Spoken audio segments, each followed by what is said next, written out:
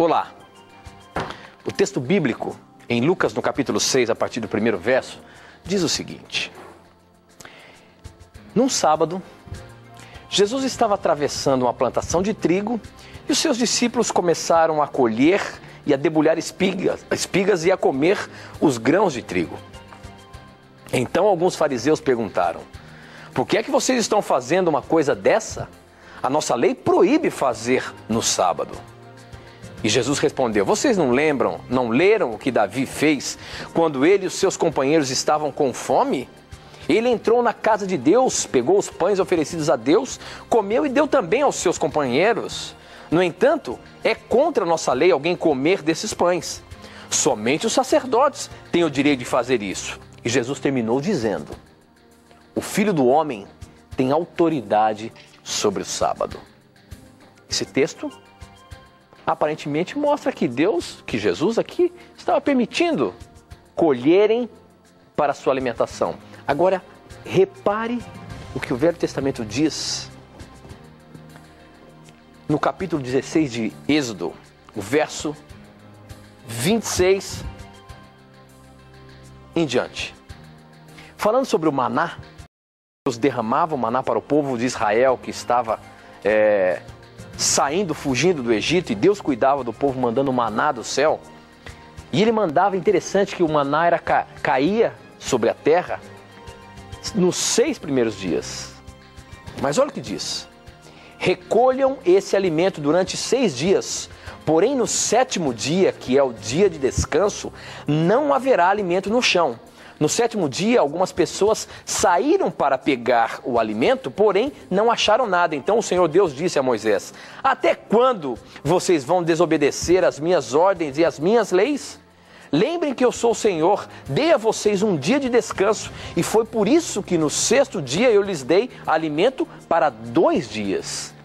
Veja bem, se lá no passado Deus condenava que o povo pegasse o alimento que caía do céu no sábado, como que Jesus permitiu que os discípulos alimento no sábado?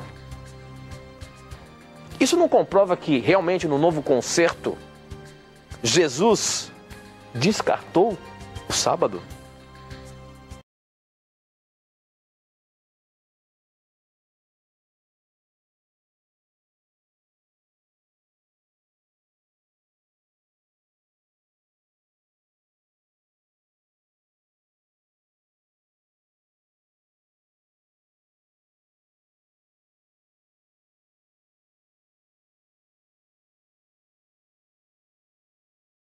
E professor Leandro Quadros, a pergunta já foi capciosa, porque veja bem, quando nós lemos ali no Novo Testamento que Jesus repreendeu os fariseus que estava repreendendo ele em virtude dos discípulos estarem ali passando pelaquela plantação de milho, colhendo algumas espigas, degustando aquilo, a gente percebe que Jesus falou assim: olha, eu sou o Senhor do sábado.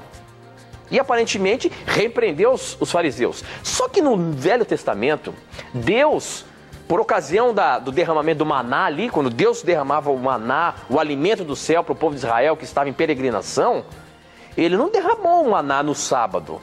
Ele deu em dobro na sexta-feira para o sábado. Ou seja, não é uma controvérsia aí não, professor? Se Deus não permitiu que o povo colhesse o maná para o seu alimento, e agora lá no Novo Testamento, os discípulos estão passeando por ali, pegam as espigas de milho, começam a degustar ali para o seu alimento, e Jesus simplesmente não diz nada? Como que a gente explica isso? Esse é um questionamento que sempre está em pauta, professor, e que realmente, aparentemente, contradiz a questão do sábado no Novo Testamento. Como é que você explica isso, meu velho? Vamos lá, meu amigo. Primeiramente, querido amigo que nos acompanha pela TV, pelo rádio, pela internet, é importante considerarmos uma coisa.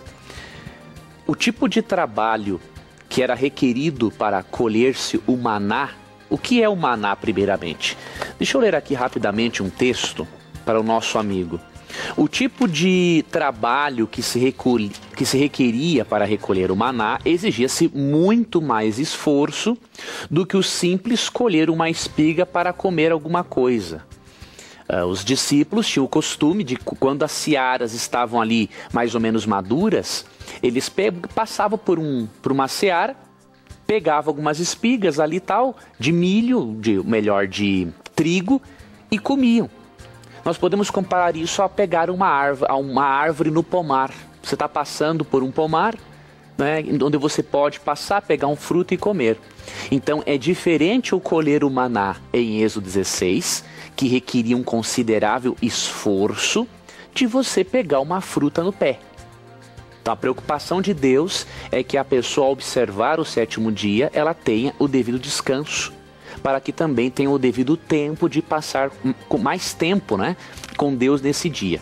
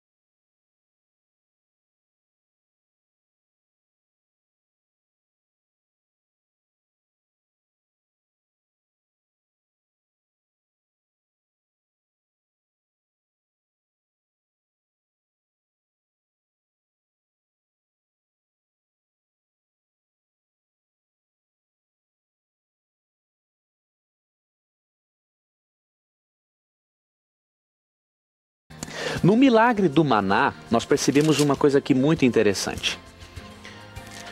Vou ler aqui para nós Êxodo capítulo 16, que diz o seguinte.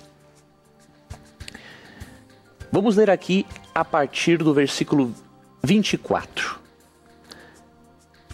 E eles o guardaram até a manhã seguinte, como Moisés tinha ordenado, e não cheirou mal nem criou bicho. Comam no hoje, disse Moisés, pois hoje é o sábado do Senhor. Hoje vocês não encontrarão no terreno. Durante 6 dias vocês podem recolhê-lo, mas no 7º dia, o sábado, nada acharão. Apesar disso, alguns deles saíram no 7º dia para recolher-o, mas não encontraram nada. Então o Senhor disse a Moisés: até quando vocês se recusarão a obedecer os meus mandamentos e as minhas instruções? Vejam que o Senhor lhes deu o sábado, e por isso no 6º dia ele lhes dá pão para 2 dias. No 7º dia, fiquem todos onde estiverem, ninguém deve sair. E então o povo descansou no 7º dia. O maná, de acordo com o capítulo 16, você pode ler depois, era como pequenas sementes de coentro. O povo estava no deserto e Deus, juntamente com o orvalho, de maneira milagrosa, enviava essa substância chamada maná, que servia tanto para fazer bolos, quanto poderia comer-se puro também. Agora, uma coisa interessante é que aconteceu o seguinte: Deus mandava todos os dias. Se a pessoa guardasse de um dia para o outro, por ser algo doce, muito saboroso, aquilo juntava bichos. não é? Então Deus pedia, quando você recolher a medida do dia, não colha mais, colha o necessário, porque para outro dia vai estragar. Porém, com o sábado era muito diferente. E aqui tem uma evidência claríssima, tão clara como o sol ao meio-dia, de que o mandamento do sábado é válido para todas as épocas. O milagre do maná confirma o carinho especial que Deus tem para com o sétimo dia. Enquanto que a pessoa guardava o maná de um dia para o outro e isso estragava, no sexto dia Deus mandava em dobro, 2 medidas para cada pessoa. Só que não estragava-se quando guardava de sexta para sábado, de sábado para domingo.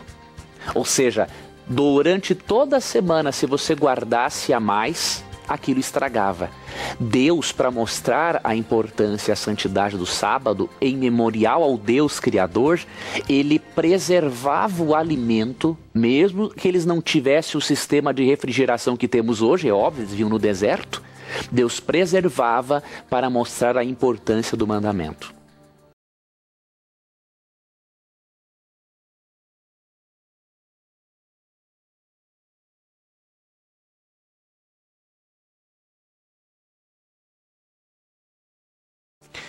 Agora, interessante que Deus fez uma pergunta para eles, e essa pergunta Deus faz para o homem pós-moderno hoje. Aqui, em Êxodo 16, verso 27, é dito que mesmo Deus dando toda essa orientação, alguns deles saíram no sábado para colher o alimento. Ou seja, desobedeceram a Deus, e Deus não havia mandado. Ele já havia mandado o suficiente na sexta-feira. E aí no verso 28, Deus fez uma pergunta e que ele faz para todos os cristãos ou não cristãos hoje. Até quando vocês se recusarão a obedecer aos meus mandamentos e às minhas instruções?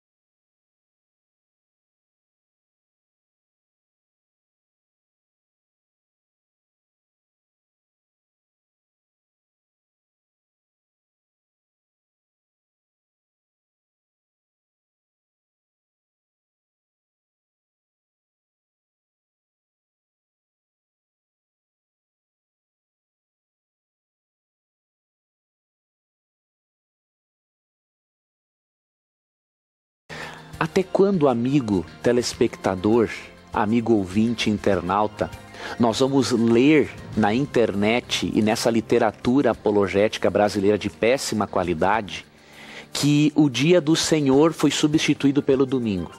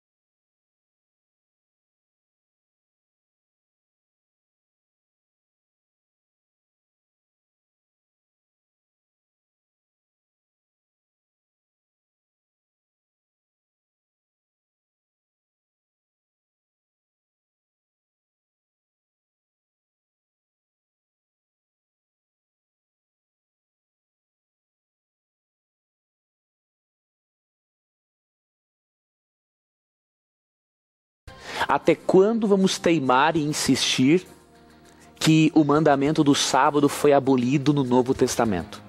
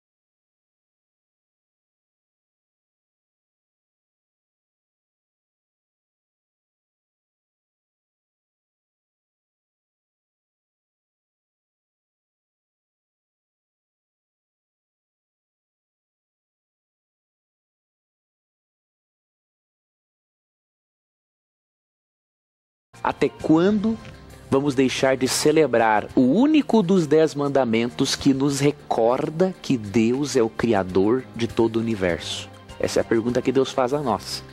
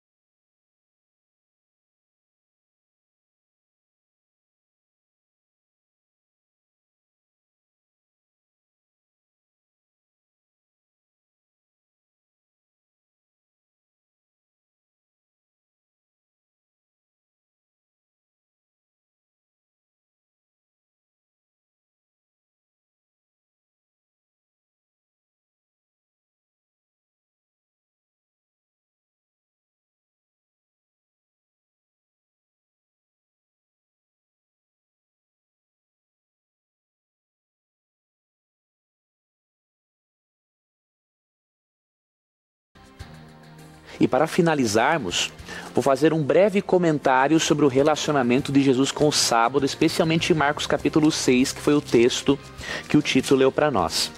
Quando nós lemos com atenção os embates que Cristo teve... Capítulo 6. Lucas capítulo 6, perdão.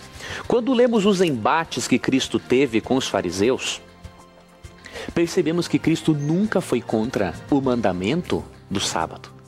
Ele era contra a maneira como os fariseus interpretavam o mandamento. é bem diferente. Ele não era contra o mandamento, era contra a maneira equivocada de se observar o mandamento. Tanto que em Marcos capítulo 6, verso 5, ele fala assim: o Filho do Homem é Senhor do sábado.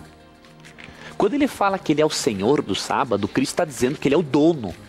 Ou seja, como Cristo é o Criador, participou da criação, como diz João 1, 1 a 3 e Hebreus 1, 1 a 3 também, Cristo é o dono do sábado e ele, melhor do que ninguém, sabe a maneira correta de se observar esse dia.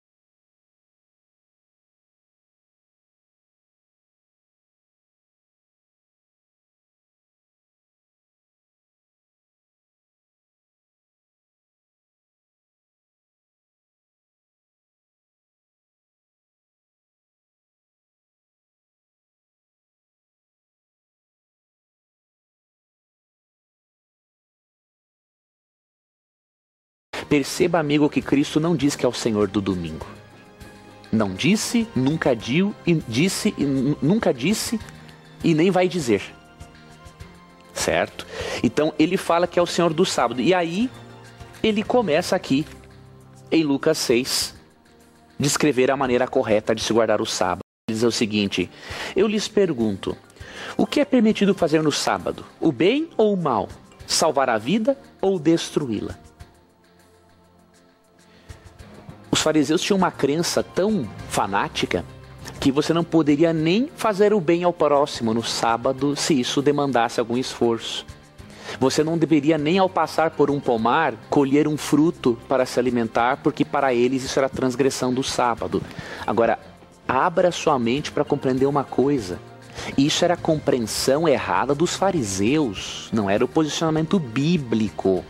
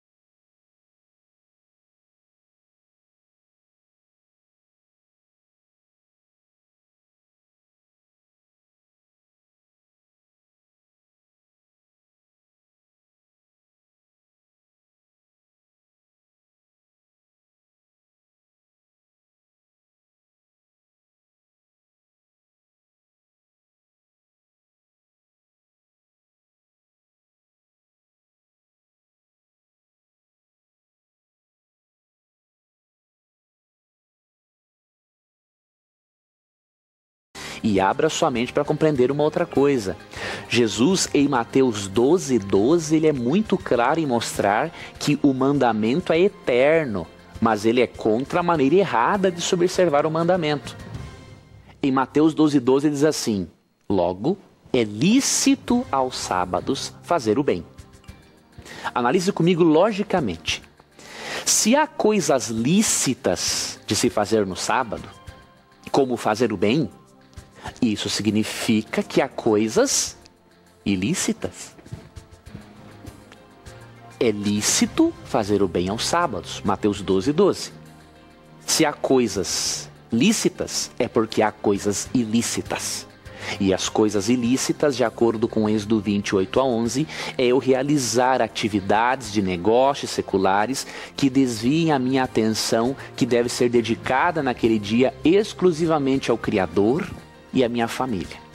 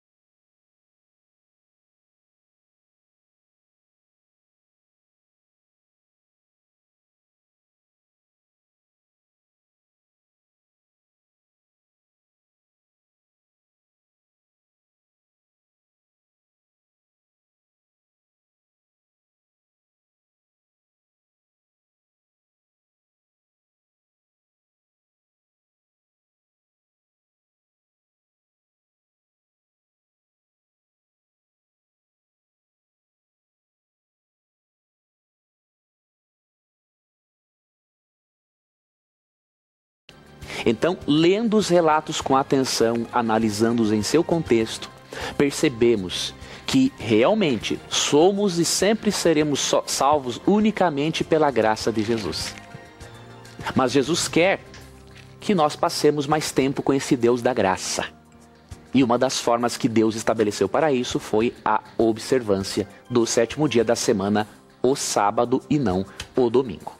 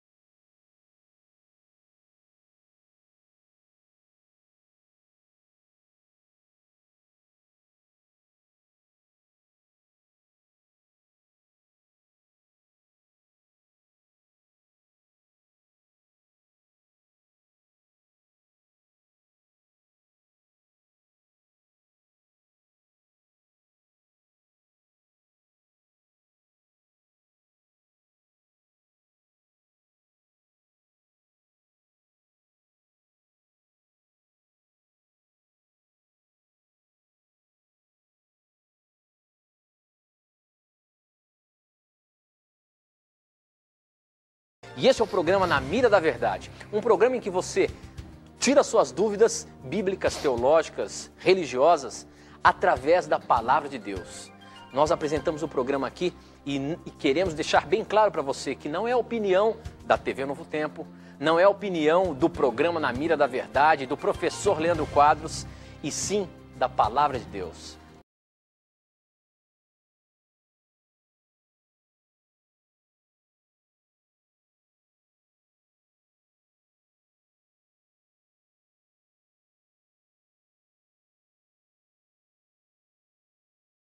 E nunca se esqueça, sempre que você tiver coragem de perguntar, a Bíblia tem a coragem de lhe responder.